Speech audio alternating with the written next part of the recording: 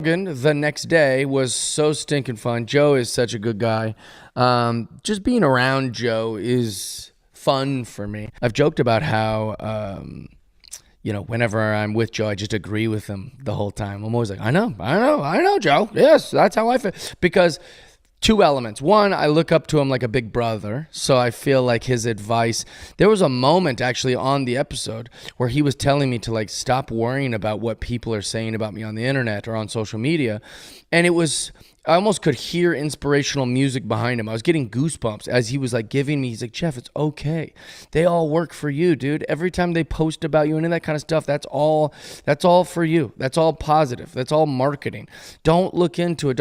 He was just he was building me up on the thing and trying to encourage me and steer me in the right direction. It was very, very healthy for my mental health, and it was great. So those are the reasons I like being on Joe Rogan, is because I can sit there and just get to spend 3 hours with a guy I like to think is my friend. A thing happened this week, before I yammer on about the other things in the podcast. The first thing we talked about was Ronda Rousey, and I was trying to tell him, I was like, yeah, but why it pissed me off is because you're my friend, Joe, and I wanted to defend you. Now, even though you're agreeing with Ronda Rousey and you're not mad at her for what she said, I'm mad about her. I'm mad about what she said because you're my friend and I love you.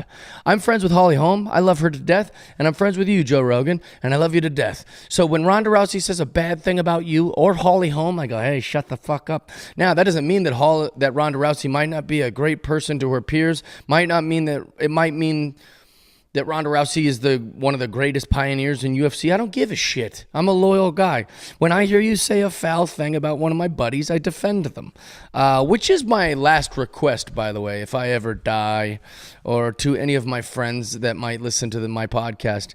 All I really ask from you, I don't need $1 from you. I don't need you to hang out with me every day. I don't even need you to respond to the text messages we send right away. But what I'd like to think is that when someone's talking shit about me, you would say, actually, I think Jeff's a good guy. And I disagree with what you're saying, or, hey, Jeff's funny and he's nice, and that's really what I want. I would like when I'm not around for my friends to just say, actually, I don't think that's not how I view Jeff. Or, just to defend my honor a little bit. That's what I want. That's what me and Bert Kreischer have in common. Is that's all we really want from our peers, is that them to go, why'd you say that? Jeff's nice. Don't say he hates gay people. Don't say he hates women. Don't say that. He's my friend. So that's what I was doing with Joe on the podcast about Ronda Rousey or any of those other things.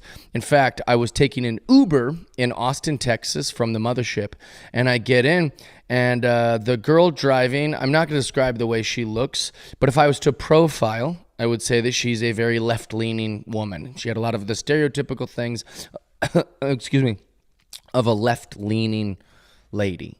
Now, that being said, I get in the Uber. I go, how's it going? Pretty late, huh? You're driving pretty late? Just trying to make conversation with the Uber driver. And she's like, yeah, I drive at this hour. It's just better, for me. And I go, oh. She goes, yeah, I don't sleep much. I was like, oh, okay. So we're just small talking like you do with an Uber driver. And she goes, oh, you don't live in Texas? And I was like, nah, I'm just here working. And she goes, at this hour? And I was like, oh, come. We basically got down the path where I name dropped. I'm proud that I was on Joe Rogan, so I'll tell anyone who will listen. I'm not ashamed to talk about the things I'm proud of. It might sound like a name drop or whatever, but I like it. I want people to know of the things I'm proud of. You talk about your wife or husband or kids because you're proud of them. I don't have a wife or husband or kids. I have my comedy career, so I brag about it. I name drop, and so I was like, yeah, I was on Joe Rogan this morning, and then she immediately changed her tone, or her whole demeanor changed. She's like, oh, we all hate him here in Texas. And in my mind, I was like, that can't be right. Also, Texas is big, and I imagine most of Texas loves Joe Rogan. She might be in such a bubble that she thinks because her Austin friends talk shit about Joe Rogan. Anyways, it annoyed me so much.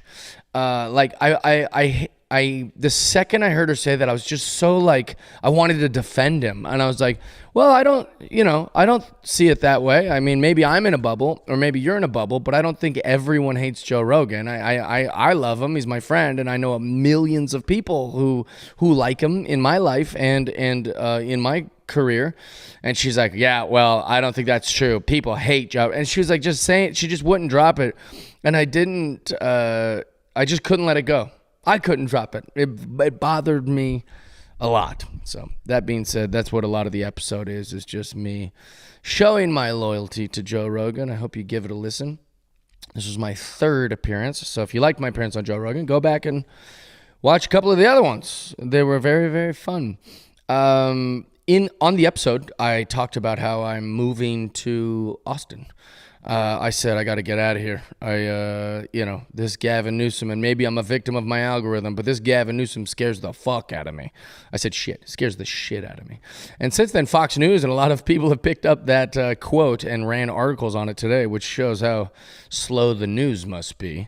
And also they're setting me up to get dunked on too, because one of the things said top comedian. I mean, I'd like to think that's true, but I don't know why, that gives people ammunition. Like, I don't know if he's the top comedian. I've never even heard of him. And then another one was A-lister. Called me an A-lister. That's never happened in my career. I've done a lot of TV and I've done a lot of stand-up comedy, but I very rarely, actually, this might be the first time ever. It's definitely the first time ever. What a pathetic loser. So this is Jeff Dye. Remember, this is the guy who started the GoFundMe to try and grift rich people into paying for him to move from California to Texas. And he is so desperate to try and get into the Rogansphere.